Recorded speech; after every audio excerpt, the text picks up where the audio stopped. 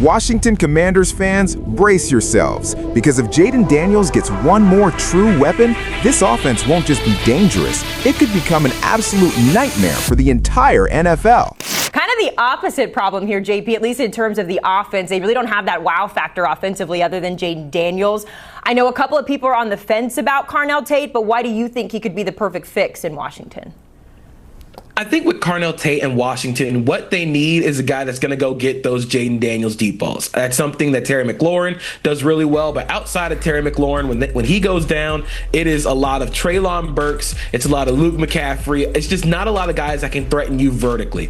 I think Carnell Tate is still one of the best receivers in this draft class. I'm not worried about the 4.52 because that showed up on tape when you watched him. He was not going to win by being a 4.4 receiver. But what he does have is he has great body control. I think his ability to win on the sideline is so impressive for a guy at his size. And I think for me, the thing that stands out about Tate is the fact that he stayed at Ohio State. When he could have left, he could have been #1 receiver anywhere else. But that constant improvement year over year, I thought last year as a junior, he was a very intriguing prospect, but needed a little more help rounding out the edges of his game. But I think his focus on downfield, I think is going to really mesh well with Jayden Daniels and all the explosives that he's going to be able to get to.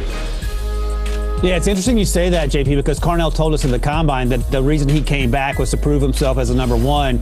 And to do it on the same field as Jeremiah Smith is pretty telling. And I thought it was hard to tell the difference who the best receiver was week in and week out because Carnell was so good. I'm going to stay with the skill positions, Haley, and get Jayden Daniels some more help in the form of Jeremiah Love, the running back out of Notre Dame. And do they have huge needs at running back? I mean, they have some needs, right? They got Rashad White, in free agency. They have Jerome Ford. There's certainly room in that RB room for another player, especially one of Jeremiah Love's talents. But the thing is, in addition to how effective he is as a running back, he's an absolute asset as a receiver as well. So you're getting a 2-for-1 in that sense.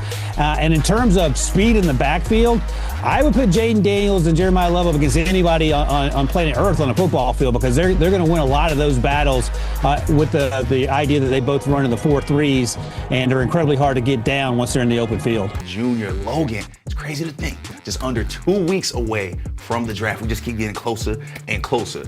Pro days were the part that we just passed. And during this evaluation process, with just 2 weeks left, does much change when you're watching these prospects? Can prospects do much for themselves at this point? I don't think a lot changes. I think obviously the tape is the #1 driver, and Fred can attest to that. That's the thing that really informs the majority of the draft content. But if you're trying to finalize the draft board, those last couple picks, sometimes a good 40 at a pro day, or catching the football well, running good routes, that's the thing that'll differentiate, player X from player Y, and that'll get somebody drafted as opposed to not. Well, it's one of them things where you want to leave a good taste in people's mouth. And the last time that they see you is what's going to make them remember you or remember your performance. Like Logan said, the tape don't speak for itself. Now what's going to separate you is, what's your athletic prowess? Do you have something that jumps off the screen? Are you stronger than the average? Are you faster than the average? What's going to make me want to pick you? Because you only need one team to like you. Not all 32. You need one team to like you. Yeah, I think those pro days can be good for guys who are not, comfortable with performing in front of, which is kind of odd if you're a football player. But, sometimes people don't test well. Some people are camera shy. Some days the guys say, all right, I can get back to my own domain and where I'm comfortable at and go out there and perform. So to me, that's what stands out about pro day. Fellas, the combine is done, the pro days are done, and we are just under 2 weeks away from the NFL draft. We will officially be on the clock for the 2026 NFL draft out in Pittsburgh. We have the #7 pick, and we're going to have boots to the ground. Myself, alongside Santana Moss and Brian Mitchell, will be there live for round 1, waiting to see what Washington will do with the 7th overall pick. Now let's take a look at the full list of picks that we have here in Washington. The Commanders currently do not have a 2nd or 4th, fellas. Remember, we traded those to get left tackle Laramie Tunsil last March, and we added a 6th-round pick when we sent running back Brian Robinson Jr.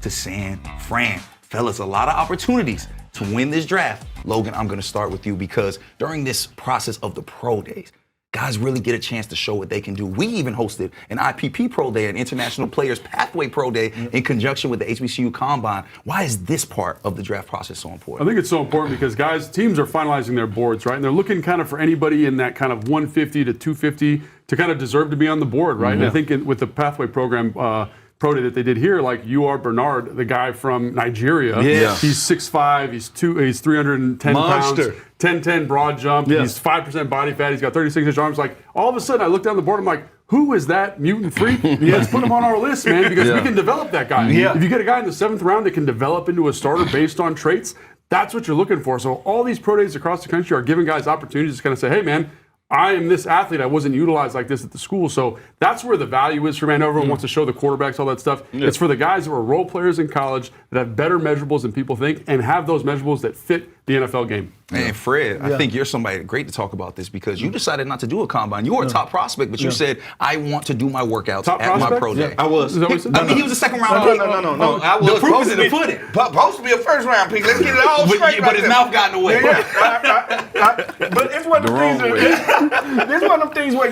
you're comfortable at home. You want to put on a showcase at home. I get to be around my guys, but it ain't just for me. I want you to come here and see the rest of my teammates that's finna try to go to the league too. And that's why I love what Mendoza did in Indiana. He knew I'm gonna do my personal workout. He already said I want to showcase Omari Cooper. I want to showcase Ciroc. I want to showcase everybody else. So having that platform to showcase yourself at home where you're comfortable at, I think sometimes gives your best performance. Tanner, was that the same for you in your pro day? Yeah, I mean, mine, surprisingly, I didn't know I was that big of a deal leading into my pro day. I understand until I told them that I wasn't going to work out. You know what I mean? At the combine.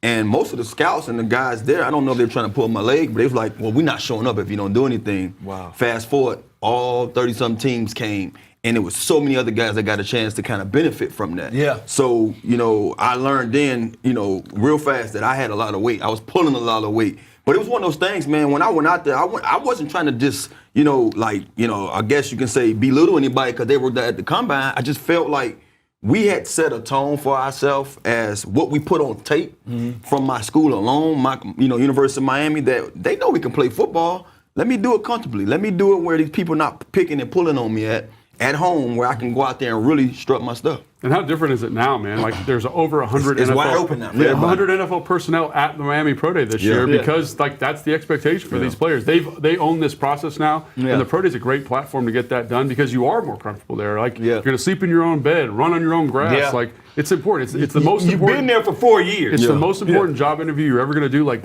be comfortable. And I got to imagine it affects those later round guys as well, Logan, because I'm thinking of going to go watch Tanner. Well, maybe there's a guy on that roster that we didn't even know to look at, but he's getting off as well as while we watch Tanner. We had a guy, Andre King. He was a receiver. Played with us. Came in. He was an older guy. He came in from minor league baseball. He was, I believe, 26 or 27 when we all said we was rookies, and we was like, 20 what? And I tell you now, he put up good film, but that pro day he killed, and he ended up getting drafted to the Cleveland Browns. And to me, I think the pro day is what sealed it for him. Although our head coach from my university ended up being the head coach there, but everybody else was bought in, from just what he did that pro day. Yeah. And I think the other one too, like a more prescient example at Miami is Keontae Scott. Everyone's like, how fast is he going to be? He runs a 4.3 at home. Like, that's the value. He is now probably a second-round draft pick easily from going from a day 3 prospect just because of what he did at the pro day. Now, Logan, after months of evaluating, you dropped this list of 5 prospects from this draft class that you think will be guaranteed ballers. That's a direct quote from Logan Paulson. Now, how did you come up with this 5, sir? Yeah, I mean, these guys are all like easy, right? Jeremiah Love, Sonny Styles, those are blue chip players in this draft class. Jeremy Bernard, maybe the most polished receiver you're going to get in the second round. Makai Lemon is an absolute dog competitor. And Tanner Colzier, man, 6'7", 34-inch arms, plays above the rim. Love that in the red zone. Love that. Now, if you want to hear more from Logan breaking down all of these prospects, you can listen to Drive to the Draft podcast wherever you get your podcasts. If you want more podcast content, we have an exciting event on deck for you.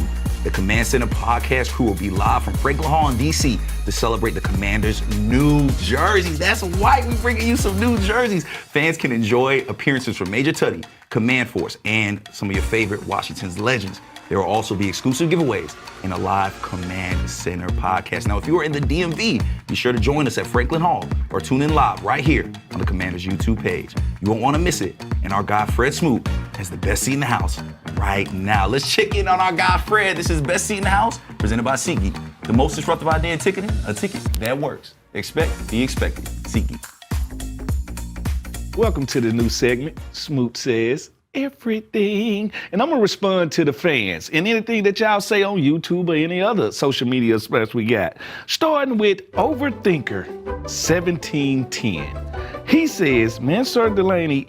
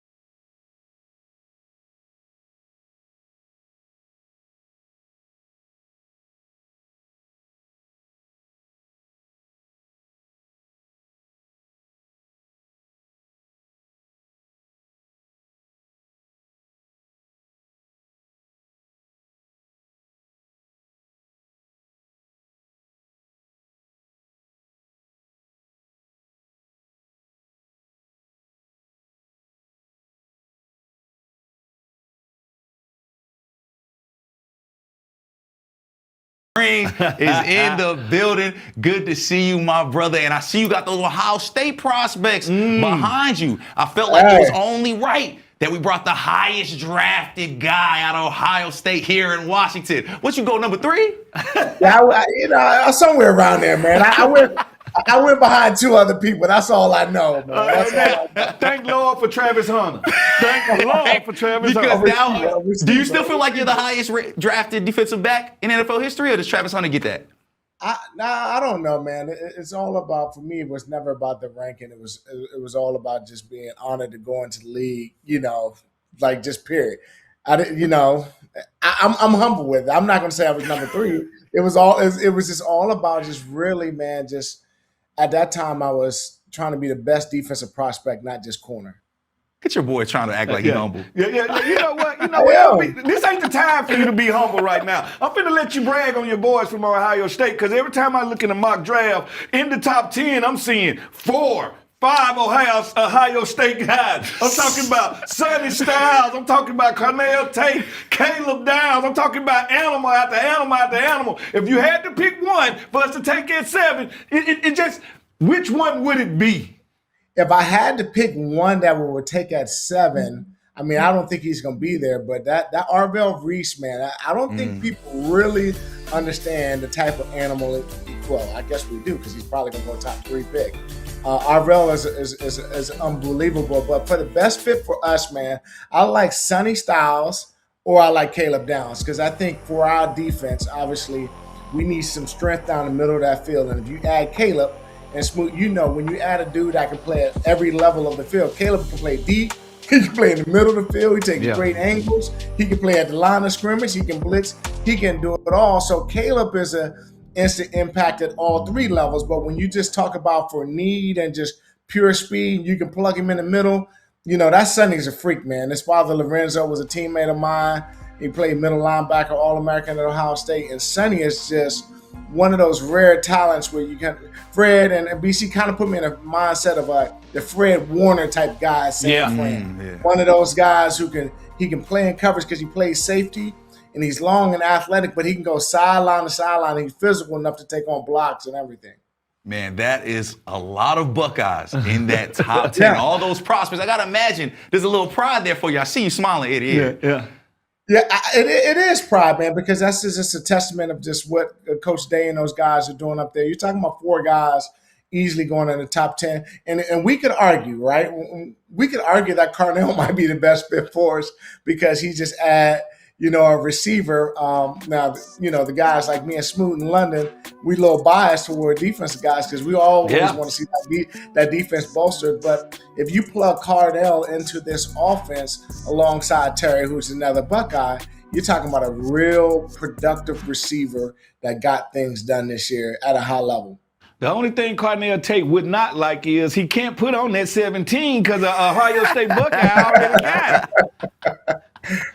True facts, facts about that. You know, and he got to show respect to the OG. Sean and Fred, definitely some big name free agents back in their day. And the Commanders welcomed in a big time free agent defensive back in Amik Robertson. Now, Robertson enters his 7th season in the league after stints with the Lions and the Las Vegas Raiders. In 2025, Robertson put up 43 tackles and an interception for Detroit. I had a chance to catch up with the young corner about how he sees himself fitting in to this defense. And you're coming into a building where we have a brand new defensive coordinator in Durante Jones, but he is known to be somewhat of a secondary whisperer, if you will. How excited are you to see what Durante Jones can unlock out of Amik Robertson? Very, very. Like I'm very excited, man. You know, very, because I watched him previous years, from the sideline.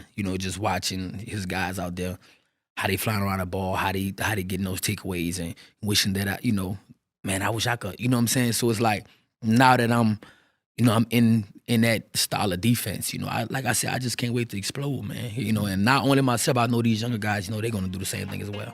Yo, mic check 1 to 2, -1, -2. Game over for this video, folks. Smash that like button, drop a comment, and subscribe to stay in the huddle for more. This is NFL Madness, bringing the heat and signing out.